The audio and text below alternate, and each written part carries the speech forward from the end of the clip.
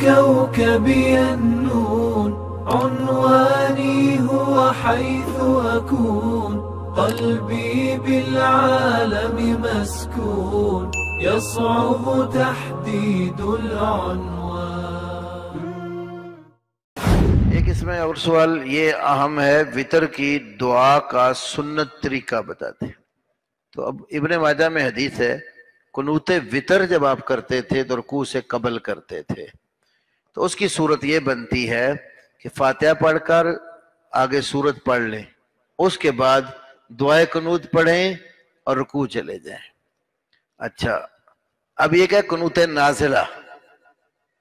قنوت نازلہ جو ہے وہ نبی علیہ السلام نے 5 نمازوں میں بھی کی، بعض اوقات جاری نمازوں میں کی، وہ حالات کے مطابق ہوتی۔ کوئی ہنگامی مصیبت آ گئی تو مسلمان نماز میں قنوت کرتے ہیں، وہ آخری رکعت میں رکوع کے بعد اٹھ کر آپ ہاتھ اٹھا کر کرتے تھے۔ وطروں میں اگر قنوت نازلہ کریں وہ رکوع کے بعد ہاتھ اٹھا کر کر سکتے ہیں، کیونکہ وہ قنوت وطر نہیں پھر خالی رہتی، وہ قنوت نازلہ بن جاتی ہے۔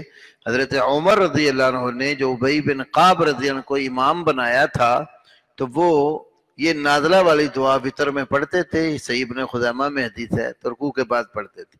اور اگر آپ صرف خالی وطر والی قنوت پڑھیں گے تو اس کا صحیح مسنون طریقہ یہی ہے، آپ رکوع سے پہلے آپ اس کو پڑھیں، فاتحہ سورت پڑھ کر پھر اس کے بعد قنوت پڑھیں اور رکوع چلے جائیں۔